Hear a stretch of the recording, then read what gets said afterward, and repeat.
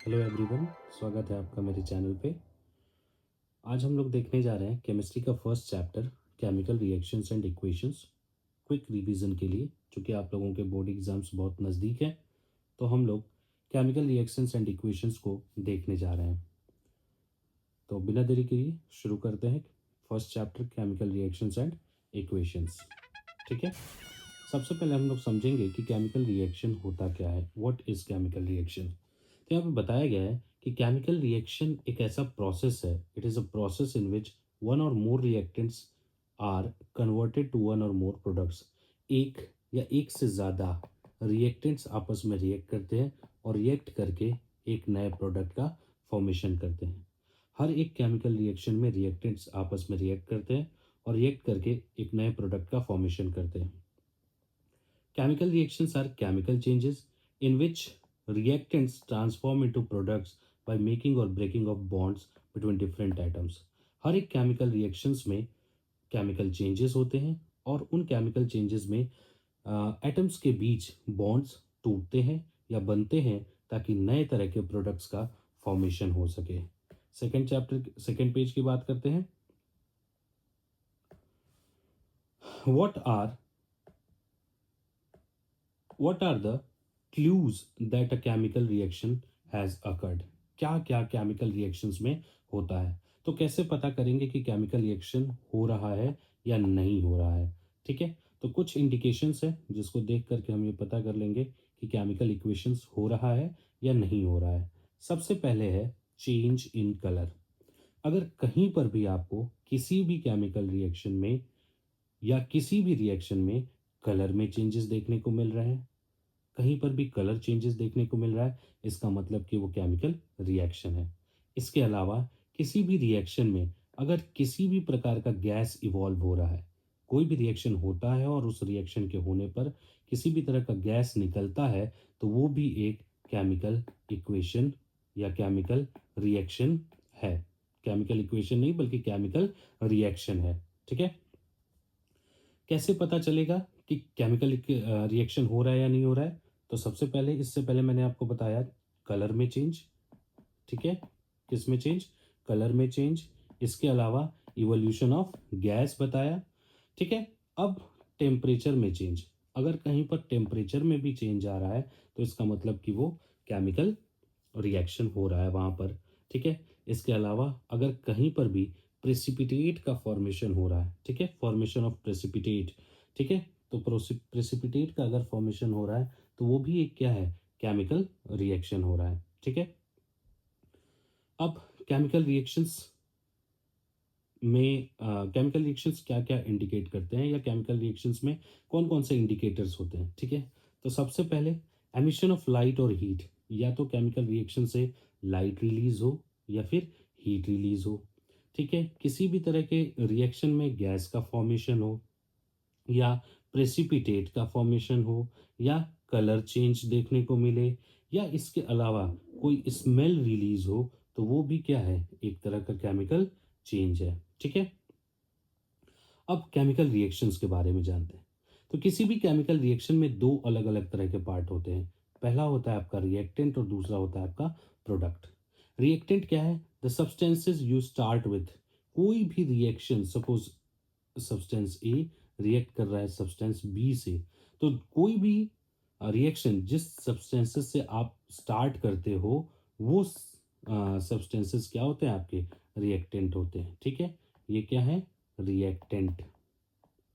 ठीक है। और एरो के इस साइड ये क्या है, प्रोडक्ट। यानी रिएक्शन होने के बाद जो नया सब्सटेंस बनता है, इस नए सब्सटेंस को हम लोग प्रोडक्ट कहते हैं। ठीक है। यहाँ पे लिखा हुआ है the reactants turns into the product. Reactant ही किस में टर्न हो जाता है, प्रोडक्ट में चेंज हो जाता है। अब केमिकल इक्वेशन क्या होता है। ठीक है। तो chemical equation is the symbolic representation of chemical reaction. जब किसी भी केमिकल रिएक्शन को सिंबल का यूज करके हम रिप्रेजेंट करते हैं तो इसी को केमिकल इक्वेशन कहते हैं। For example, when magnesium ribbon reacts with oxygen it forms magnesium oxide. ठीक है। तो यहाँ पर देखिए मैग्नीशियम है, ऑक्सीजन के साथ रिएक्ट कर रहा है, मैग्नीशियम ऑक्साइड बना रहा है। ठीक। अब हम इसका इक्वेशन लिखेंगे। The substances that undergo chemical change in the reaction कौन कौन से हैं? मैग्नीशियम है और ऑक्सीजन है, ठीक है। ये दोनों के दोनों क्या हो गए? रिएक्टेंट। मैग्नीशियम और ऑक्सीजन दोनों क्या है? रिएक्टेंट हैं। और जब ये दोनों आपस में रिएक्ट किए तो क्या बनाया? Magnesium oxide. तो मैग्नीशियम ऑक्साइड क्या है? प्रोडक्ट है। The new substance magnesium oxide is form during the reaction. इस रिएक्शन में क्या बना? नया सब्सटेंस बना, और वो नया सब्सटेंस है कौन? Magnesium oxide. अब वर्ड इक्वेशन हम लिखते कैसे हैं, ठीक है। तो वर्ड इक्वेशन क्या है, सबसे पहले ये समझ लेते हैं। वर्ड इक्वेशन केमिकल रिएक्शन को एक्सप्रेस करने का एक तरीका है, जिसमें हम लोग केमिकल रिएक्शंस को उनके फॉर्मूला का यूज़ करके, सिंबल्स का यूज़ करके रिप्रेजेंट करते हैं, ठीक है। It helps identify the reactant and product in chemical reaction. ये हमें किसी भी केमिकल रिएक्शन में कौन रिएक्टेंट है, कौन प्रोडक्ट है, इसको आइडेंटिफाई करने में हेल्प करता है। For example, when sodium reacts with chlorine it forms sodium chloride. जब सोडियम सोडियम यानी Na क्लोरीन के साथ रिएक्ट करता है तो बनाता है सोडियम क्लोराइड, ठीक है। तो रिएक्टेंट हमेशा जो होते हैं वो लेफ्ट हैंड साइड में लिखे होते हैं, जैसे ये सोडियम और क्लोराइड। एरो के लेफ्ट हैंड साइड में रिएक्टेंट लिखे होते हैं, और एरो के राइट हैंड साइड में प्रोडक्ट लिखा होता है, ठीक है। और ये जो एरो है, ये एरो क्या रिप्रेजेंट करता है? The arrow head points towards the product and shows the direction of the reaction. Arrow जो है वो प्रोडक्ट की तरफ इशारा करता है और रिएक्शन के डायरेक्शन को बताता है कि whether the reaction is happening in the forward direction और नॉट। ये रिएक्शन के डायरेक्शन आप लोग पढ़ेंगे आगे हायर क्लासेस में। डायरेक्शन के बेसिस पर रिएक्शन दो अलग अलग तरीके के होते हैं। एक होता है आपका फॉरवर्ड डायरेक्शन और एक होता है आपका बैकवर्ड डायरेक्शन। अब जो नेक्स्ट टॉपिक है हमारा वो है स्केलेटल इक्वेशन। स्केलेटल इक्वेशन क्या होता है? Skeletal equation are those equation which shows the reactant and product so formed without balancing them. जब कोई भी इक्वेशन, किसी भी केमिकल रिएक्शन को हम इक्वेशन फॉर्म में लिखें और लिखने के बाद भी वो इक्वेशन बैलेंस ना हो, तो ऐसे इक्वेशन को हम लोग कहते हैं skeletal equation. For example, magnesium oxygen के साथ रिएक्ट किया, मैग्नीशियम ऑक्साइड बनाया, Mg reacts with O2 gives MgO। अब यहाँ पर आप देख सकते हैं कि ये जो इक्वेशन है, ये इक्वेशन बैलेंस्ड नहीं है, ठीक है। तो इसी अनबैलेंस्ड इक्वेशन को ही हम लोग कहते हैं स्केलेटल इक्वेशन, ठीक है। अब इक्वेशन अगर बैलेंस नहीं है तो इसको बैलेंस कैसे करेंगे? तो बैलेंस करने के लिए सबसे पहले हम लोग समझते हैं बैलेंस इक्वेशन को, कि बैलेंस इक्वेशन होता क्या है या क्यों ज़रूरत है इक्वेशन को बैलेंस करने की। एनसीईआरटी में एक क्वेश्चन पूछा गया है, why should a equation be balanced, why we need to balance a chemical equation. तो the chemical equation needs to be balanced so that it follows the law of conservation of mass. किसी भी chemical equation को हम लोगों को इसलिए balance करना चाहिए ताकि वो law of conservation of mass को फॉलो करे। अब ये law of conservation of mass क्या बताता है? Law of conservation of mass बताता है कि the mass of reactant is always equal to the mass of product. किसी भी केमिकल इक्वेशन में रिएक्टेंट्स का जो मास होता है वो प्रोडक्ट के मास के बराबर होता है, ठीक है। The chemical equation in which the number of atom of each element in the reactant side is equal to that of the product side is called a balanced chemical equation।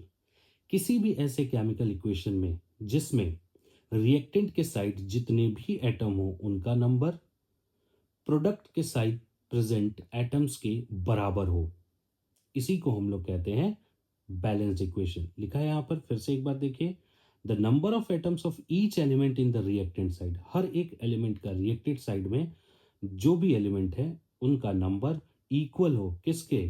To that the product side के, ठीक है। जैसे यहाँ पर देखिए for example दिया हुआ है 3CaCO3 plus 2H3PO4 gives Ca3PO4 twice plus 3H2CO3। यहाँ देखिए कैल्शियम कितना है? 3, ठीक है। यहाँ भी कैल्शियम कितना है? 3। देन यहाँ पर CO3 यहाँ पर भी देखिए आप CO3। देन हाइड्रोजन देखिए यहाँ पर कितने हैं? 6। यहाँ पर देखिए हाइड्रोजन कितना है? 6। 2 इंटू 3 6, 3 इंटू 2 6। हाइड्रोजन भी बैलेंस है। Then PO4, then PO4। अब ये PO4, यहाँ पर PO4 कितना है, ट्वाइस है। इस 2 का मतलब क्या है, ये यानी 6 हाइड्रोजन और 2 PO4 फॉस्फेट। तो यहाँ पर भी PO4 कितने हैं, 2 हैं, फॉस्फेट है। इसका मतलब कि ये इक्वेशन अब क्या है, बैलेंस्ड है। अब बात करते हैं कि इक्वेशन को बैलेंस करते कैसे हैं, how to balance a equation. किसी भी इक्वेशन को हम लोग कैसे बैलेंस करते हैं। तो यहाँ पर हम एक एग्जाम्पल लेते हैं रिएक्शन का और पता करते हैं कि किसी भी इक्वेशन को हम बैलेंस कैसे करते हैं। This is a reaction between methane and oxygen. Methane के बीच, मीथेन का फॉर्मूला CH4। ऑक्सीजन, मीथेन को ऑक्सीजन के प्रेजेंस में बर्न किया है या मीथेन का ऑक्सीजन से रिएक्शन कराया है ताकि हम कार्बन डाइऑक्साइड और वाटर को प्राप्त कर सकें। तो CH4 ऑक्सीजन से रिएक्ट किया, बनाया कार्बन डाइऑक्साइड और H2O। ये जो है हमारा, ये है रिएक्टेंट साइड और यहाँ राइट हैंड साइड में है प्रोडक्ट साइड।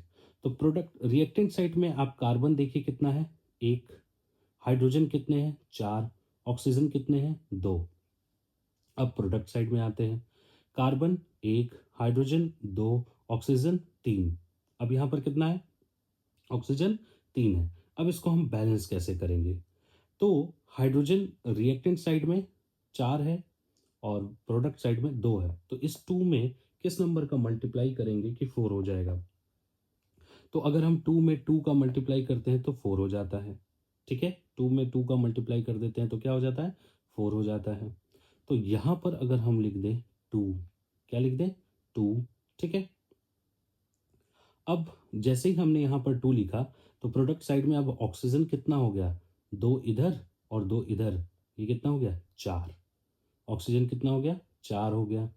अब इस ऑक्सीजन को भी बैलेंस करना पड़ेगा। तो ऑक्सीजन को बैलेंस करने के लिए आप देखिए, प्रोडक्ट साइड में ऑक्सीजन 4 हो गया, रिएक्टेंट साइड में ऑक्सीजन 2 हो गया। तो इस 2 में फिर से 2 का मल्टीप्लाई कर देंगे तो कितना हो जाएगा, 4। ऑक्सीजन बैलेंस हो जाएगा। तो यहाँ पर भी हम लोग लिख देंगे 2। तो जो बैलेंस्ड इक्वेशन हमारा बनेगा वो क्या बनेगा, CH4 reacts with 2O2 gives CO2 plus 2H2O।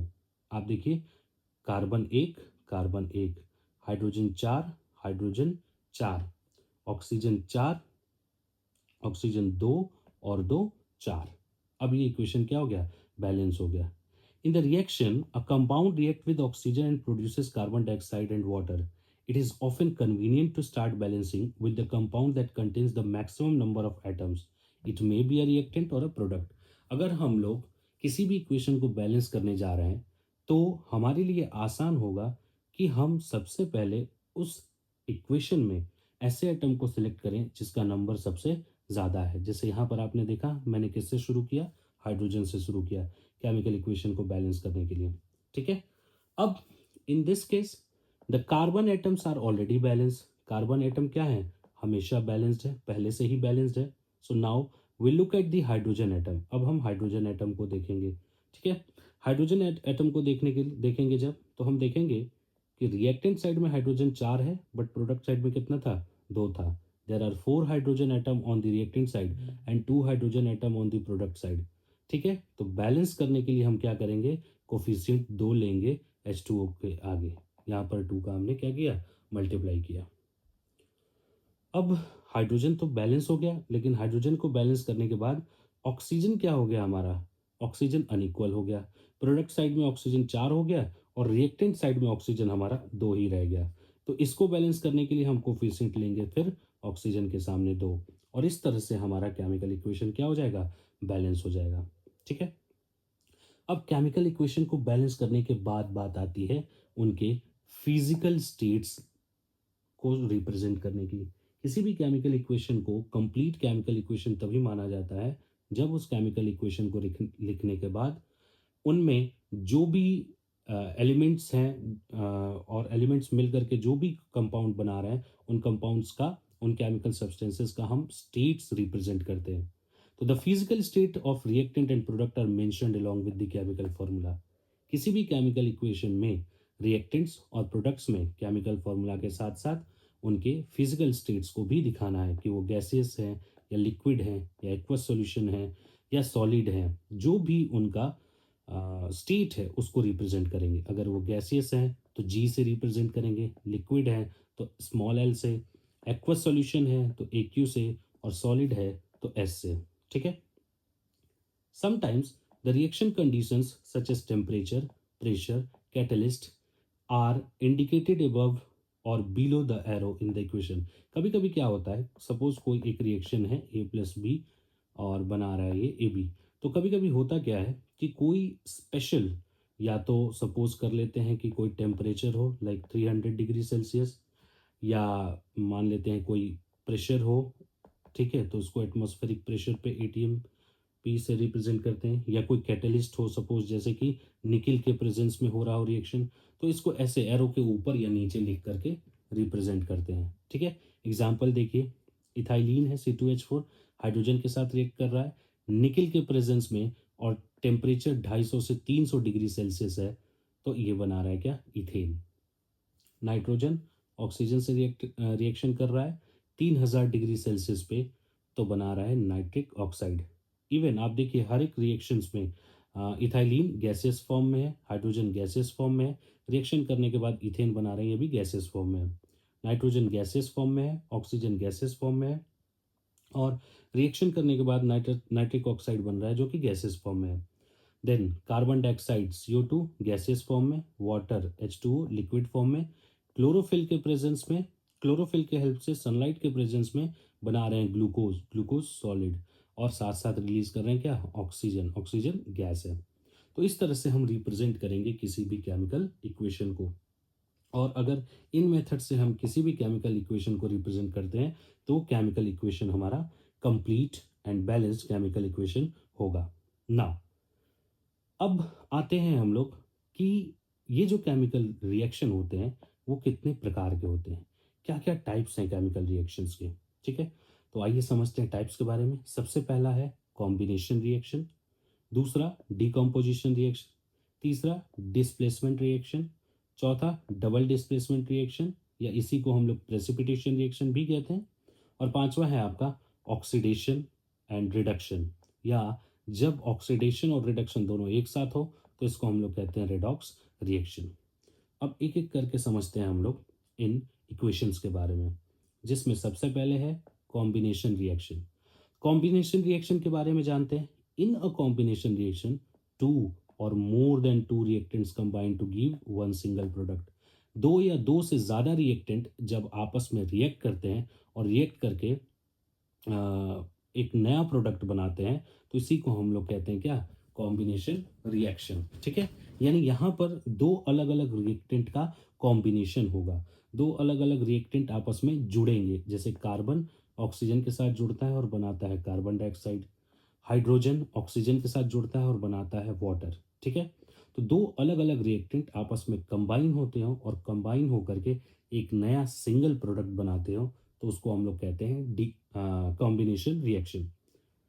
Second है हमारा डीकम्पोजिशन रिएक्शन। डीकम्पोजिशन रिएक्शन क्या होता है, जब भाई अब ये डीकम्पोजिशन जो है वो कॉम्बिनेशन का उल्टा है। कॉम्बिनेशन में दो अलग अलग रिएक्टेंट आपस में जुड़ रहे थे, ए बी बना रहे हैं प्रोडक्ट। ठीक है। अब यहाँ क्या होगा, उल्टा, एक सिंगल जो कंपाउंड है वो ब्रेक होगा और ब्रेक होकर के दो अलग अलग सब्सटेंसेस का फॉर्मेशन करेगा। ठीक है। A single compound breaks down to produce two or more similar substances. एक सिंगल कंपाउंड टूटेगा और टूट के दो या दो नए से ज़्यादा नए सब्सटेंसेस बनाएगा, तो इसको हम लोग बोलेंगे decomposition reaction. The decomposition reaction takes place when energy is supplied in the form of heat, electricity और light। ठीक है। आप जानते हैं कि किसी भी चीज़ को ब्रेक करने के लिए एनर्जी की ज़रूरत होती है। अब वो एनर्जी या तो हीट के फॉर्म में हो सकती है, या इलेक्ट्रिसिटी के फॉर्म में हो सकती है, या लाइट के फॉर्म में हो सकती है। ठीक है। अगर डिकम्पोजिशन हीट के प्रेजेंस में होगा तो इसको थर्मोलिटिक डिकम्पोजिशन बोलेंगे, इलेक्ट्रिसिटी के प्रेजेंस में होगा तो इसको इलेक्ट्रोलिटिक डिकम्पोजिशन बोलेंगे, और अगर लाइट के प्रेजेंस में होगा तो इसको फोटोलिटिक डिकम्पोजिशन बोलेंगे। आइए एक एक करके समझते हैं इन डिकम्पोजिशन रिएक्शंस को। तो सबसे पहले है हमारे पास इलेक्ट्रोलिसिस।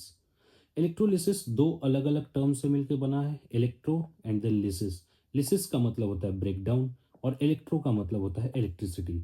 जब इलेक्ट्रिसिटी के प्रेजेंस में जब कहीं पर भी किसी भी सब्सटेंस का डीकम्पोजिशन इलेक्ट्रिक करंट पास करा करके हो या इलेक्ट्रिसिटी के प्रेजेंस में हो तो इसको हम लोग कहते हैं इलेक्ट्रोलिसिस। ठीक है, जैसे वाटर, वाटर का जब हम इलेक्ट्रोलिसिस कराते हैं तो हाइड्रोजन गैस और साथ साथ ऑक्सीजन गैस बनता है। ठीक है, यहाँ पर देखिए ये सेटअप है, इलेक्ट्रोलाइट हमने ले लिया। ठीक है, और इलेक्ट्रोड हमारे एनोड और कैथोड आ गए।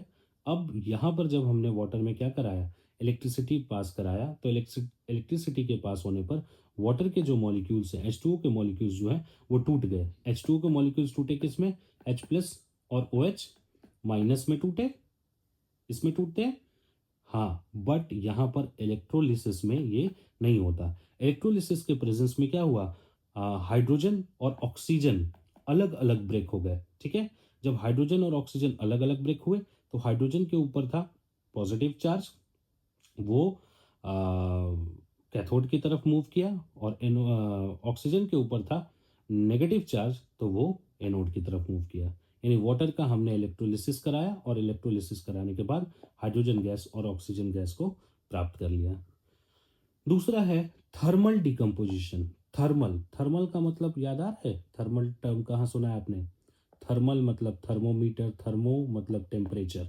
जब कभी भी डिकम्पोजिशन टेम्परेचर, टेम्परेचर का मतलब हीट, अगर हीट दे करके हो डिकम्पोजिशन तो इसको हम लोग कहते हैं थर्मल डिकम्पोजिशन। ठीक है, जैसे कैल्शियम कार्बोनेट को अगर हम हीट करते हैं तो कैल्शियम कार्बोनेट हीट होने पर कैल्शियम ऑक्साइड और कार्बन डाइऑक्साइड को रिलीज करता है। ठीक है, ये है एक और एग्जांपल है हमारे पास कॉपर कार्बोनेट। इसको हमने हीट किया तो हीट करने पर कार्बन डाइऑक्साइड गैसेस फॉर्म में अलग निकल गया और कॉपर ऑक्साइड नीचे यहाँ पर जमा हो गया टेस्ट ट्यूब के अंदर। ठीक है, नेक्स्ट है आपका फोटोकेमिकल डिकम्पोजिशन। फोटो, फोटो का मतलब है, फोटो जो टर्म है वो बना है फोटोन से, और फोटोन का मतलब क्या है, सनलाइट। फोटोन का मतलब क्या है, सनलाइट। ठीक है, तो फोटोन, फोटोन यानी सनलाइट। तो जब सनलाइट के प्रेजेंस में डीकम्पोजिशन रिएक्शन हो रहा है तो इसको हम लोग बोलेंगे फोटोकेमिकल डीकम्पोजिशन। ठीक है, जैसे सिल्वर ब्रोमाइड है, सिल्वर ब्रोमाइड को सनलाइट में अगर आप रखेंगे तो सिल्वर अलग, ब्रोमीन अलग डीकम्पोज कर जाएंगे। ठीक है, यानी उनका ब्रेकडाउन हो जाएगा। नेक्स्ट जो आपका रिएक्शन है वो है डिस्प्लेसमेंट रिएक्शन। डिस्प्लेसमेंट यानी प्लेस में चेंज होगा यहाँ पर। इन displacement reaction more reactive element displaces a less reactive element. ठीक है, अपने कंपाउंड में से जो ज्यादा रिएक्टिव एलिमेंट होते हैं वो कम रिएक्टिव एलिमेंट को, कमजोर एलिमेंट को डिस्प्लेस कर देते हैं। जैसे यहाँ देखिए, जब जिंक रिएक्ट करता है कॉपर सल्फेट के साथ तो यहाँ पर देखिए दो मेटल्स है, एक है आपका जिंक और दूसरा है आपका कॉपर। तो यहाँ पर जो जिंक है वो कॉपर से ज्यादा रिएक्टिव है। जिंक कैसा है, ज्यादा रिएक्टिव है। तो ये जिंक कॉपर सल्फेट में से कॉपर को डिस्प्लेस कर देगा और कॉपर का प्लेस खुद ले लेगा और बनाएगा जिंक सल्फेट और कॉपर को डिस्प्लेस कर देगा। ठीक है, इसमें जिंक क्या है, ज्यादा रिएक्टिव है कॉपर से, इसलिए जिंक डिस्प्लेस कर देगा कॉपर को कॉपर सल्फेट में से और बनाएगा क्या, जिंक सल्फेट। ठीक है, एक और एग्जांपल लेते हैं। सिल्वर नाइट्रेट जिंक के साथ रिएक्शन किया तो क्या बना। अब यहाँ पर जब सिल्वर नाइट्रेट जो है रिएक्शन किया जिंक के साथ तो जिंक यहाँ पर सिल्वर से भी क्या है, ज़्यादा रिएक्टिव है, तो इसने सिल्वर को अलग कर दिया और जिंक नाइट्रेट बना लिया। ठीक है, अब ये कैसे हम फाइंड करेंगे कि कौन सा एलिमेंट ज़्यादा रिएक्टिव है, कौन सा एलिमेंट कम रिएक्टिव है। तो इसके लिए हमें देखना होगा क्या, रिएक्टिविटी सीरीज। रिएक्टिविटी सीरीज क्या है, ये मेटल्स की एक ऐसी सीरीज है जिसमें मेटल्स को अरेंज किया गया है उनके डिक्रीजिंग ऑर्डर पे। ठीक है, जैसे यहाँ देखिए sodium, calcium, magnesium, aluminium, zinc, iron, tin, lead, hydrogen, copper, mercury, silver, gold. तो यहाँ पर जैसे जैसे हम ऊपर से नीचे की तरफ बढ़ेंगे रिएक्टिविटी क्या होती जाएगी, घटती जाएगी, और जैसे जैसे नीचे से हम ऊपर की तरफ बढ़ेंगे रिएक्टिविटी क्या होती जाएगी, बढ़ती जाएगी। तो इसके लिए आपको इन मेटल्स की इस रिएक्टिविटी सीरीज को याद करना होगा। ठीक है, इसको याद करने का एक आसान तरीका है, के सिंबल से पोटेशियम का के, सोडियम का Na, कैल्शियम का Ca, मैग्नीशियम का Mg, aluminium Al, zinc Zn, iron Fe, tin Sn, lead Pb, hydrogen H, copper Cu, mercury Hg, silver Ag, gold Au। इसको याद कैसे कर सकते हैं? काशीनाथ का माली आलू जरा फीके से पकाता है, कौन है जी आगे आओ। फिर से रिपीट कर रहे हैं। काशीनाथ का माली आलू जरा फीके से पकाता है, कौन है जी आगे आओ। एक बार फिर रिपीट कर रहे हैं, आप इसको लिख लीजिएगा, मेरे साथ लिखते चलिए या याद करते चलिए। काशीनाथ का माली आलू जरा फीके से पकाता है, कौन है जी आगे आओ। या एक और तरीके से आप कर सकते हैं। कटरीना ने कार मांगी ऑल्टो जेन फरारी, सुन के पब्लिक है क्यूरियस होगी फॉर सिल्वर ऑडी। ठीक है, कटरीना ने कार मांगी ऑल्टो जेन फेरारी, सुन के पब्लिक है क्यूरियस होगी फॉर सिल्वर ऑडी। ठीक है, तो इस तरह से आप रिएक्टिविटी सीरीज को याद कर सकते हो, लर्न कर सकते हो। अगला जो हमारा टाइप ऑफ रिएक्शन है वो है डबल डिस्प्लेसमेंट रिएक्शन। यानी एक ही केमिकल रिएक्शन में डिस्प्लेसमेंट तो होगा लेकिन दो जगह देखने को मिलेगा, तो इसको हम लोग बोलेंगे double displacement reaction. The reaction in which an exchange of ions between the reaction takes place. Reactants में उनके आयंस के बीच एक्सचेंज देखने को मिलेगा। ठीक है, जैसे देखिए barium chloride BaCl2, sodium sulphate Na2SO4। जब ये रिएक्ट कर रहे हैं तो क्या हो रहा है? सोडियम बेरियम को डिस्प्लेस कर दे रहा है और बेरियम सोडियम को डिस्प्लेस कर दे रहा है। तो बेरियम सोडियम को डिस्प्लेस करके बना रहा है बेरियम सल्फेट, और सोडियम बेरियम को डिस्प्लेस करके बना रहा है सोडियम क्लोराइड। ठीक है, यानी इन दोनों के बीच इनके आयंस का एक्सचेंज हो गया। जैसे सोडियम यहां से अलग हुआ और उसने बेरियम की जगह ले लिया, और बेरियम यहां से अलग हुआ और इसने सोडियम की जगह ले लिया। ठीक है, डबल डिस्प्लेसमेंट रिएक्शन को ही हम लोग कहते हैं प्रेसिपिटेशन रिएक्शन, क्योंकि हमेशा इसमें प्रेसिपिटेट का पाउडरी सब्सटेंस, अनसॉल्युबल पाउडरी सब्सटेंस का फॉर्मेशन होता है। इसी को हम लोग प्रेसिपिटेट कहते हैं, और प्रेसिपिटेट के बनने पर ही ऐसे रिएक्शन को प्रेसिपिटेशन रिएक्शन कहते हैं। ठीक है, तो यहाँ पर white precipitate barium sulphate form होगा। ठीक है, चूंकि प्रेसिपिटेट बनेगा इसलिए ही डबल डिस्प्लेसमेंट रिएक्शन को प्रेसिपिटेशन रिएक्शन कहा जाता है। ठीक है, ये प्रेसिपिटेशन रिएक्शन। ठीक है, एग्जाम्पल देख लेते हैं। जैसे ये वाला एग्जाम्पल आपके बोर्ड एग्जाम में बहुत ज़्यादा इंपॉर्टेंट है, प्रैक्टिकल्स भी कराए जाते हैं इसके। लेड नाइट्रेट रिएक्शन कर रहा है पोटेशियम आयोडाइड के साथ, तो बना रहा है पोटेशियम नाइट्रेट और लेड आयोडाइड। ठीक है, येलो कलर का प्रेसिपिटेट बनता है। एल्यूमिनियम सल्फेट और कैल्शियम हाइड्रोक्साइड के साथ रिएक्शन कर रहा है, तो एल्यूमिनियम हाइड्रोक्साइड बना रहा है और कैल्शियम सल्फेट का फॉर्मेशन कर रहा है। ये दोनों ही रिएक्शंस बहुत ही ज़्यादा इंपॉर्टेंट है डबल डिस्प्लेसमेंट रिएक्शन के लिए। ठीक है, तो अब फिर से देख लेते हैं क्या क्या टाइप्स ऑफ रिएक्शंस थे हमने पढ़े हैं। ठीक है, तो हमने पढ़ा अभी अभी जस्ट पढ़ा डिस्प्लेसमेंट रिएक्शन, जिसमें सिंगल एलिमेंट डिस्प्लेस कर देता है, यानी हाई रिएक्टिव मेटल्स जो हैं लो रिएक्टिव मेटल्स को डिस्प्लेस कर देते हैं। डबल डिस्प्लेसमेंट जिसमें एक्सचेंज ऑफ आयन देखने को मिलता है। डीकम्पोजिशन जिसमें एक कंपाउंड टूट करके दो नए नए सब्सटेंस बनाता है। कॉम्बिनेशन जिसमें सिंगल सब्सटेंसेस जुड़ करके एक नया सब्सटेंस बनाते हैं। और कंबसन ऑक्सीजन के प्रेजेंस में किसी भी चीज़ का टूट जाना, ब्रेक कर जाना या बर्न हो जाना, वो क्या है हमारा कंबशन। अब टेम्परेचर के बेसिस पे भी रिएक्शंस को बांटा गया है। ठीक है, टेम्परेचर के बेसिस पे रिएक्शंस को कैसे बांटा गया है? तो दो तरह के रिएक्शन है। सबसे पहला है एक्सोथर्मिक रिएक्शन। एक्सो का मतलब होता है बाहर की ओर, आउटसाइड, बाहर की तरफ। ठीक है, और थर्मिक मतलब अगेन मैंने आपको बताया था टेम्परेचर। ठीक है, तो एक्सोथर्मिक रिएक्शन क्या है? ऐसा केमिकल रिएक्शन जिसमें एनर्जी रिलीज होती है या तो लाइट के फॉर्म में या तो हीट के फॉर्म में। तो किसी भी केमिकल रिएक्शन में एनर्जी अगर या तो लाइट के फॉर्म में या तो हीट के फॉर्म में रिलीज होती है तो इसी को हम लोग कहते हैं एक्सोथर्मिक रिएक्शंस। ठीक है, ज़्यादातर जो कॉम्बिनेशन रिएक्शंस होते हैं वो एक्सोथर्मिक रिएक्शंस ही होते हैं। जैसे एल्यूमिनियम फेरिक ऑक्साइड रिएक्ट किया, एल्यूमिनियम ऑक्साइड बनाया, आयरन अलग और हीट अलग। ठीक है, मेथेन ऑक्सीजन के प्रेजेंस में रिएक्ट किया तो कार्बन डाइऑक्साइड बनाया, वाटर बनाया और साथ साथ हीट रिलीज हो गया। तो आप देखेंगे कि एक्सोथर्मिक रिएक्शंस में हमेशा देखेंगे हर एक रिएक्शंस में हीट रिलीज हो रहा है, और जब हीट रिलीज होता है तो उसको लास्ट में ऐसे प्लस हीट लिख देते हैं, या सर्टेन सपोज मान लीजिए कि अगर 110 डिग्री सेल्सियस रिलीज हो रहा है तो प्लस 110 डिग्री सेल्सियस ऐसे लिख देते हैं। ठीक है, तो ऐसे रिएक्शंस को हम लोग कहते हैं एक्सोथर्मिक रिएक्शंस।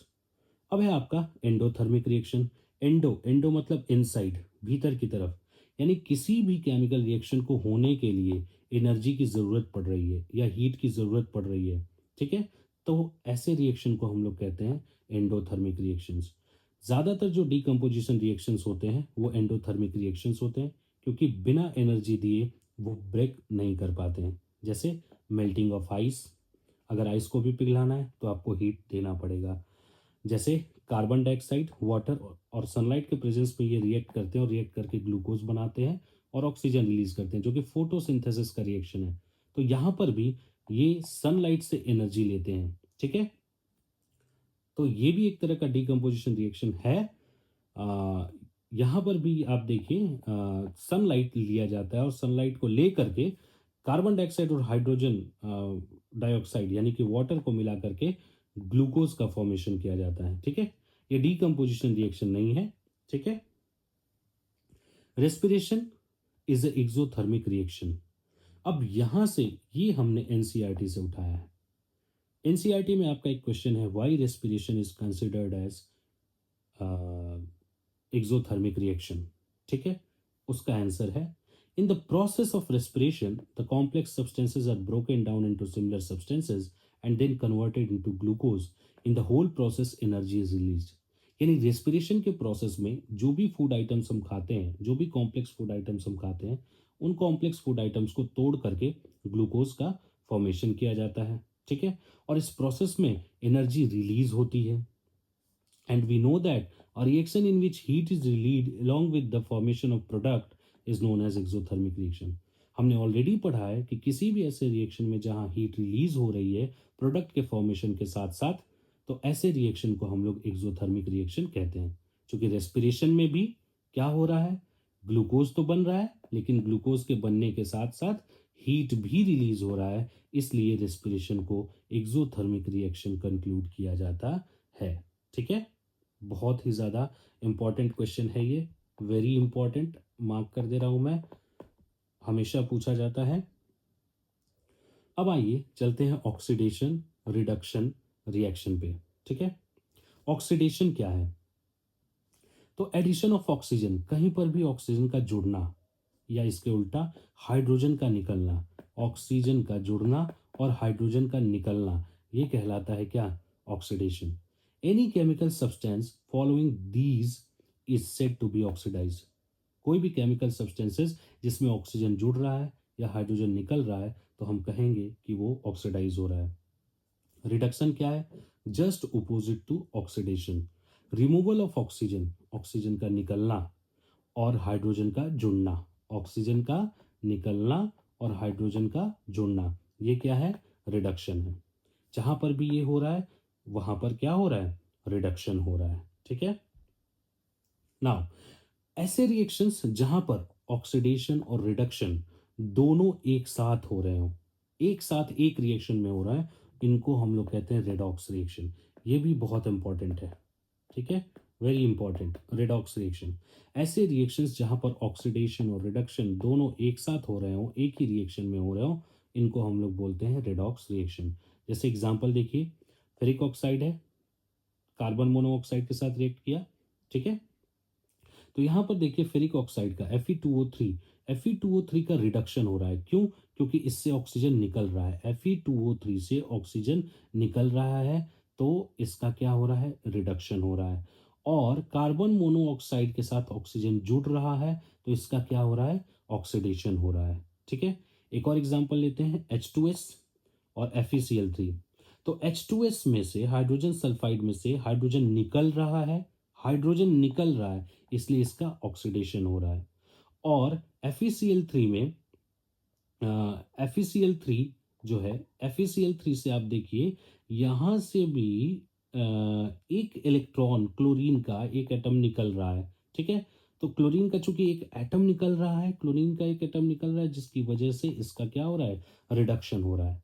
ऑक्सीडेशन और रिडक्शन में ऑक्सीजन हाइड्रोजन के अलावा इलेक्ट्रॉन का भी रोल होता है। अगर इलेक्ट्रॉन निकल रहा है तो इलेक्ट्रॉन का निकलना ऑक्सीडेशन, इलेक्ट्रॉन का जुड़ना रिडक्शन। ठीक है, तो यहाँ पर देखिए क्लोरीन निकल रहा है। इसके साथ साथ एक चीज और भी आप देख सकते हैं, चूंकि यहाँ से क्लोरीन निकला और क्लोरीन निकल करके यहाँ से हाइड्रोजन जो निकला था वो इस क्लोरीन के साथ जुड़ा और जुड़ करके क्या बनाया, हाइड्रोक्लोराइड बनाया या हाइड्रोक्लोरिक एसिड बनाया। तो यहाँ पर रिडक्शन देखने को मिल रहा है। तो एक ही रिएक्शन में जब ऑक्सीडेशन और रिडक्शन दोनों देखने को मिले तो ऐसे रिएक्शंस को हम लोग कहते हैं रिडॉक्स रिएक्शन। ठीक है, जिसका ऑक्सीडेशन होता है, जो ऑक्सीडेशन कराता है वो रिड्यूसिंग एजेंट कहलाता है और जो रिडक्शन कराता है वो ऑक्सीडाइजिंग एजेंट कहलाता है। यहाँ पर हमेशा क्या होता है, अपोजिट होता है, उल्टा होता है। ठीक है, जो ऑक्सीडेशन कराएगा वो रिड्यूसिंग एजेंट कहलाएगा और जो रिडक्शन कहला कराएगा वो ऑक्सीडाइजिंग एजेंट कहलाएगा। ठीक है, यहाँ देखिए आगे हम लोग चलते हैं, ऑक्सीडाइजिंग रिड्यूसिंग एजेंट के बारे में समझते हैं। ऑक्सीडाइजिंग एजेंट, ठीक है, ऐसा सब्सटेंस है जो ऑक्सीडेशन में हेल्प करता है। ठीक है, ऊपर के रिएक्शन में आपने देखा कि फेरिक ऑक्साइड जो है वो ऑक्सीडाइजिंग एजेंट है। ठीक है, और चूंकि ऑक्सीडेशन करा रहा है इसलिए वो ऑक्सीडाइजिंग एजेंट है। ठीक है, रिड्यूसिंग एजेंट क्या होता है, जो रिडक्शन कराए, रिडक्शन कराने में हेल्प करे वो रिड्यूसिंग एजेंट कहलाता है। ठीक है, इस पॉइंट को देखिए, ये दोनों पॉइंट को ध्यान से समझिएगा। Oxidising agent give oxygen to another substance और remove hydrogen from it. Oxidising agent oxygen को दूसरे को दे देता है या हाइड्रोजन को रिमूव कर देता है। रिड्यूसिंग एजेंट ऑक्सीजन को रिमूव कर देता है या हाइड्रोजन को दूसरे को दे देता है। ठीक है, तो जो ऑक्सीडाइज करेगा वो रिड्यूसिंग एजेंट होगा और जो रिड्यूस करेगा वो ऑक्सीडाइजिंग एजेंट होगा। ठीक है, अब ऑक्सीडेशन के इफेक्ट्स क्या क्या हैं हमारे एवरीडे लाइफ में। तो सबसे पहला इफेक्ट है वो है कोरोजन। ये भी पूछा जाता है, कोरोजन और रेंसिडिटी के बीच डिफरेंसेस हमेशा पूछे जाते हैं, तो इसको भी ध्यान से आप लोग पढ़ेंगे। कोरोजन क्या है, the destruction of metal layer by layer. Metal का डिस्ट्रक्शन लेयर बाय लेयर करके, चाहे वो एयर के एक्शन से हो चाहे वो वाटर के एक्शन से हो, लेयर बाय लेयर जब कोई भी मेटल्स का धीरे धीरे क्षरण होने लगता है, धीरे धीरे मेटल्स डिस्ट्रॉय होने लगते हैं, तो इसको हम लोग कोरोजन कहते हैं। ये एक नेचुरल प्रोसेस होता है जो रिफाइंड मेटल को या एक तरह से कहिए आप प्योर मेटल को, एक रिफाइंड मेटल को ज़्यादा स्टेबल फॉर्म में कन्वर्ट कर देता है। ठीक है, उसको ऑक्सीडाइज कर देगा या हाइड्रोक्साइड बना देगा या सल्फाइड में कन्वर्ट कर देगा। ठीक है, जैसे कोरोजन, आयरन का कोरोजन देखिए, आयरन का जब कोरोजन हुआ मॉइस्चर के प्रेजेंस में, ठीक है, तो ये फेरिक ऑक्साइड बना दिया। ठीक है, या रस्ट बना दिया। आयरन के कोरोजन के होने के बाद देखते हैं सरिये में जो पानी में बहुत लंबे समय तक भीग जाता है तो धीरे धीरे उसमें जंग लगने लगता है, इस जंग को ही हम लोग रस्ट कहते हैं। कॉपर का कोरोजन होता है, तो कॉपर के कोरोजन के बाद ये देखिए कॉपर है, ठीक है, वाटर के प्रेजेंस में आया, कार्बन डाइऑक्साइड एयर से उसको मिला, तो कॉपर कार्बोनेट .Cu OH2। ठीक है, हरे रंग का जनरली ये स्ट्रक्चर होता है कॉपर जब कोरोड होता है। तो कॉपर में जब कोरोजन होता है तो आप देखेंगे कि जो तांबे का घर में आप देखेंगे जो जग है या वाटर बॉटल है वो धीरे धीरे धीरे करके ग्रीनिश कलर में कन्वर्ट होने लगता है, तो वे कॉपर का कोरोजन हो रहा होता है। सिल्वर का कोरोजन होता है, तो सिल्वर जनरली कोरोड होने के बाद एयर से रिएक्ट करने के बाद डल पड़ने लगता है, उसका कलर डल होने लगता है, काला पड़ने लगता है, उसकी चमक कम होने लगती है। ठीक है, अब आयरन को रस्टिंग से हम कैसे बचा सकते हैं, तो आयरन को रस्टिंग से बचाने के लिए हमें उस पर पेंट अप्लाई करना होगा या हम उस पर ऑयल अप्लाई कर दें या गैल्वेनाइजिंग कर दें किसी भी अलग दूसरे लेस रिएक्टिव मेटल का या नॉन मेटल का लेयर हम उस पर चढ़ा दें। ठीक है, जनरली जिंक का। ठीक है, तो गैल्वेनाइजिंग कहते हैं, या एनोडाइज करके हम उसको प्रिवेंट कर सकते हैं। ठीक है, गैल्वेनाइजेशन, गैल्वेनाइजेशन प्रोसेस बहुत कॉमन है। इसको स्टील और आयरन को रस्ट से प्रोटेक्ट करने के लिए इनके ऊपर जिंक की लेयर चढ़ा दी जाती है जिससे कि ये लंबे समय तक टिके रह पाते हैं। नेक्स्ट जो हमारा टॉपिक है वो है रेंसिडिटी। रेंसिडिटी क्या है? तो जो भी खाद्य पदार्थ हम लोग खाते हैं, फूड आइटम्स हम लोग खाते हैं, उसमें बहुत सारा ऑयल या फैट प्रेजेंट रहता है। तो ये ऑयल या फैट जो है, ये ऑयल या फैट कंटेनिंग जो भी फूड आइटम्स होता है, वो धीरे धीरे करके ऑक्सीजन के प्रेजेंस में आने पर डिग्रेड होने लगता है, जिससे उस खाने वाले सब्सटेंस का, उस खाने वाले फूड आइटम्स का स्वाद जो है वो बदल जाता है, उसका ओडर बदल सकता है। इसी को हम लोग कहते हैं क्या? Rancidity. When fat and oil are oxidised, they become rancid and their smell and taste change. जब फैट और ऑयल ऑक्सीडाइज हो जाते हैं तो वो रेंसिड हो जाते हैं, उनका स्मेल, उनका टेस्ट क्या हो जाता है? चेंज हो जाता है। इसी प्रोसेस को हम लोग कहते हैं रेंसिडिटी। अब रेंसिडिटी से हम कैसे बचा सकते हैं? ठीक है, तो एयर टाइट कंटेनर्स, हम लोग एयर टाइट कंटेनर का यूज़ कर सकते हैं, जिसमें बिल्कुल भी एयर या मॉइस्चर एंटर ना करे। पैकेजिंग विद नाइट्रोजन, ज़्यादातर आप देखेंगे जो वेफर्स वगैरह के पैकेट्स होते हैं, उनमें नाइट्रोजन गैस फिल करके उनको पैक किया जाता है, क्योंकि ये क्या है, नाइट्रोजन गैस प्रिवेंट करता है रेंसिडिटी से। ठीक है, इसके अलावा हम रेफ्रिजरेशन कर सकते हैं। जनरली घरों में हम खाने वाने को आप देखते हैं, सब्जियों को 2-3 दिन के लिए फ्रिज में रख देते हैं, या उनमें एंटीऑक्सीडेंट्स का भी यूज़ कर सकते हैं। एंटीऑक्सीडेंट्स जैसे कि एस्कॉर्बिक एसिड हो गया आपका, ठीक है, एस्कॉर्बिक एसिड हो गया, तो एंटीऑक्सीडेंट्स का भी यूज़ कर सकते हैं, या प्रिजर्वेटिव्स का हम लोग यूज़ कर सकते हैं, जैसे विनेगर वगैरह ऐड कर सकते हैं, जिससे फूड आइटम्स लंबे समय तक चले। ठीक है, तो ये चैप्टर हम लोगों ने फिनिश कर लिया बहुत ही फास्ट रिवीजन के साथ, केमिकल रिएक्शंस एंड इक्वेशंस। उम्मीद है ये चैप्टर आपको समझ में आया होगा। बहुत कम टाइम में हम लोगों ने इसको कंप्लीट किया है। अगर नहीं आया तो आप फिर से दोबारा एक बार इस वीडियो को देख सकते हैं। Thank you.